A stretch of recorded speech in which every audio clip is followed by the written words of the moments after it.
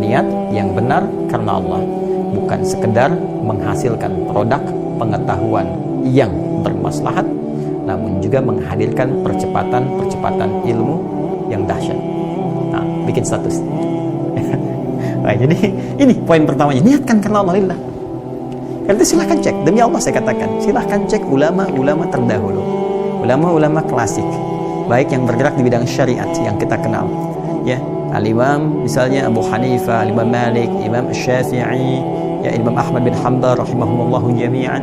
Ya, saya mengambil periode yang agak di masa-masa emas, ya, yang kalangan salaf tapi di akhir-akhir, sehingga lebih dekat kepada generasi-generasi setelahnya. Kalau sahabat sampai ke Nabi nggak usah ditanya, itu udah otomatis niatnya sempurna itu, ya, insya Allah sempurna. Karena itu di ilmu hadis al-ashab kulluhum udul, semua sahabat tuh kategorinya adil semua, karena niat baiknya luar biasa, tak tergambarkan, ya. Sedang nggak butuh aja bisa ngasih orang. Wa yu'thiruna ala anfusihim walau kana bihim khassasah, di Quran surah 59 itu ayat 9 sampai 10, itu kan dahsyat.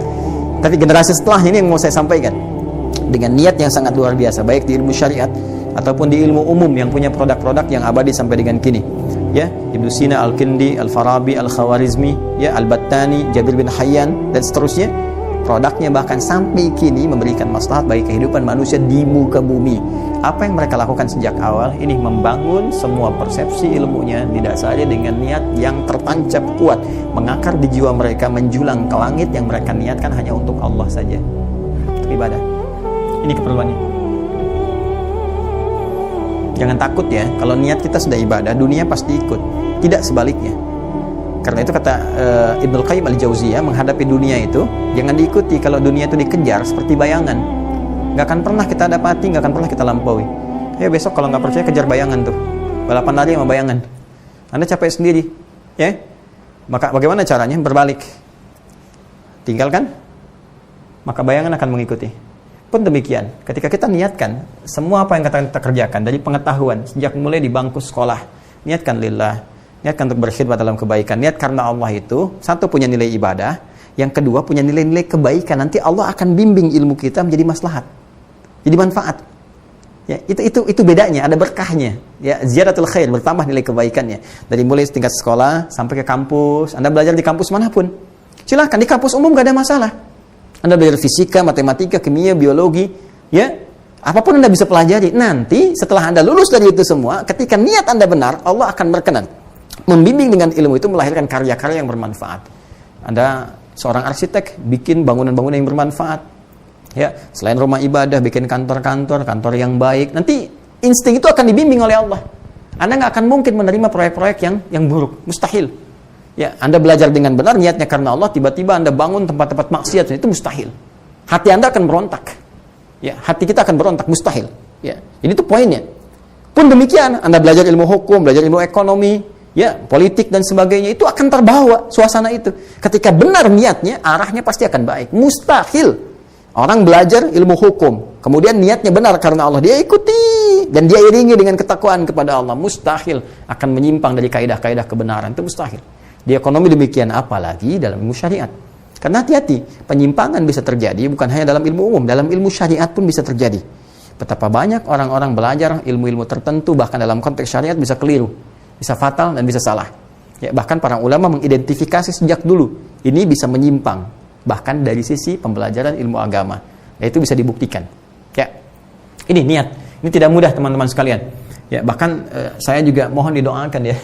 Mohon dengan sangat didoakan para ustadz, para kiai, para habaib, ya, ulama-ulama kita, ya, baik yang personal pun tergabung di komunitas, ya, di ormas, baik MUI ataupun ormas-ormas tertentu, doakan, karena nggak mudah pelihara niat ini. Jadi antara manusia-manusia, insan beriman yang dihisab di hari kiamat, yang di awal-awal, 3 golongan utama itu banyak masuk neraka. Ya, golongan pertama para orang-orang ahli ilmu, yang mengaku ketika ditanya, apa yang kau lakukan dengan ilmumu? Mereka mengatakan, ya Allah, kami ajarkan karenamu. Kata Allah, kadzab, bukan kadzib, tapi kadzab. Kadzib sekali dusta, kadzab banyak berdusta. Dibuka filenya, ternyata dia hanya niatnya untuk mencari dunia saja. Ngajar untuk cari popularitas. Kalau sekarang di dunia banyak ingin cari subscriber saja, kan?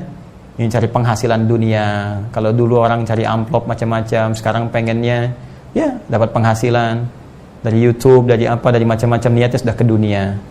Baik ya. Nah, secara kaidah kalau keduniaan itu pilihan, ya. Tapi kaidah akhirat ketika semua difokuskan ke dunia, akhiratnya nggak dapat.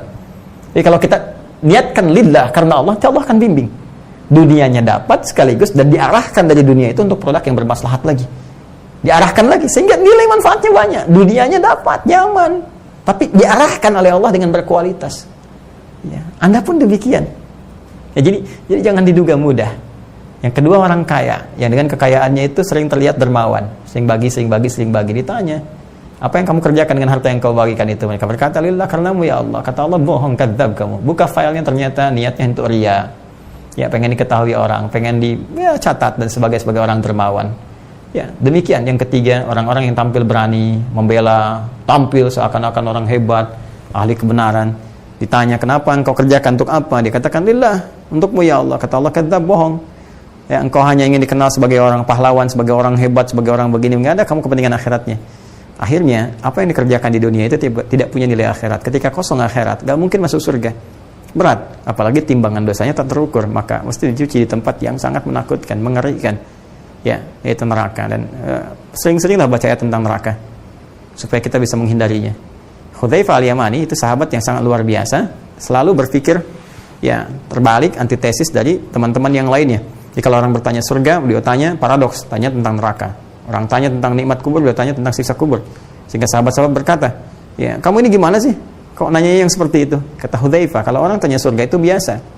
Ya, ngamalkannya biasa. Tapi kalau nggak tahu lubangnya, nggak tahu jerat nerakanya, besar kemungkinan bisa terpeleset. Maka aku tanyakan itu untuk menghindari ya. Maka rumus ini bisa kita pakai. Ya, sering baca ayat surga bagus untuk motivasi, tapi sering-sering juga baca ayat tentang neraka. Supaya banyak kita menangis, banyak sentuhan pada jiwa, getaran kemudian kepada hati kita, sehingga mengarahkan kita pada nilai kebenaran lagi.